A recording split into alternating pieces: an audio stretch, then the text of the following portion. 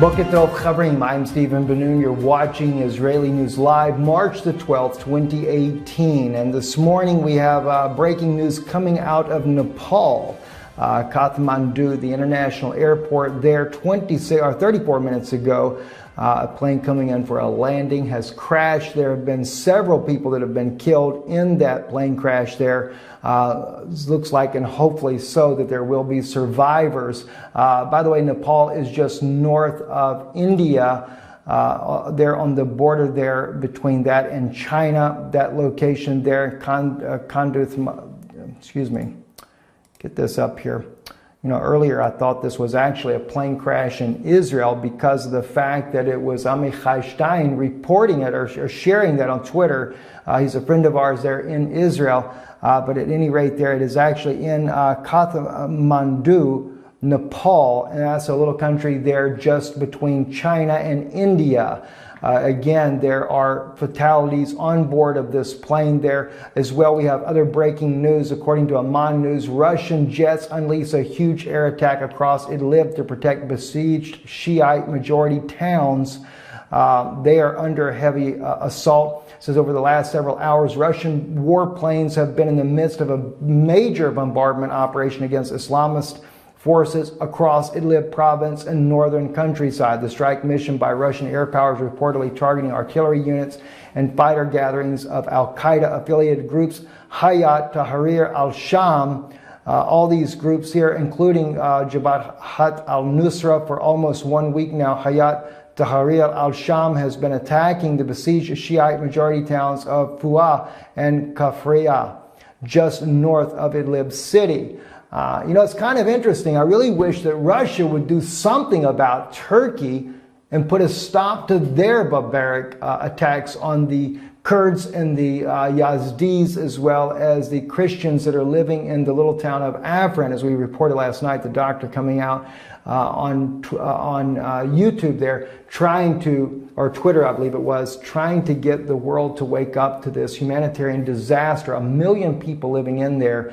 And we even had reports yesterday, we weren't able to confirm them as of yet. I'll real quick just to look to see if there was anything to this, that the Turkish government was once again using an air attack on Afrin there. Now, I didn't bring it out last night because I could not confirm the reports that were coming in, and it doesn't look like still that there is any reports that can actually support that there were actually, it was an aerial campaign against the Kurds there in Afrin. There is definitely still a lot of evil happening to these people there. Very troubling indeed. One other bit of news here I'll just share with you as well. The CIA and the Pentagon both believe that Russia is years away still from developing the weapons that they showed in the recent unveiling that President Putin did as he spoke before the state of Russia and their advances of their supersonic technology. I would caution that regardless, though, because even though I do see where the Pentagon is coming from, of course, they've got inside sources that they know what's going on in Russia that we would never have any idea about, but nonetheless, they do have the ability of kind of get an idea of what the advances are in Russia, just as Putin always says about the United States. They always know about what we're doing and when we're going to do it and when our new weapons will come out. So I can certainly understand and believe that the CIA and Pentagon have a good handle on that. But when it comes to the SARS intercontinental ballistic missile and its capabilities, they've already test fired this. So whether or not the animated versions of missiles and stuff have been developed or not still remains to be seen. And so I could agree with the Pentagon on that. They did kind of mock President Putin, I guess basically trying to make it look like he's acting like a big guy, but he's just really, you know, what would you call it? All sails and no wind or something like that. But anyway, troubling indeed, though, and it's very troubling, you know, Russia having this type of weapons. You know, here we are in this world with nothing but a bunch of nuclear bombs everywhere, and all we're doing is every major player is only advancing their technology to go even further. Troubling, troubling indeed. It is a world of no peace What can we expect?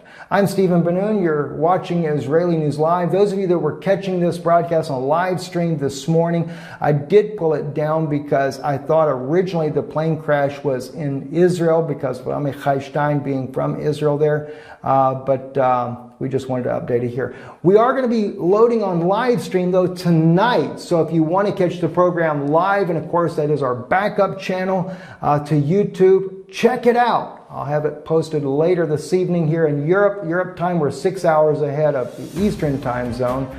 So it'll be probably around 4 or 5 p.m. today. Shalom, your time, Eastern time.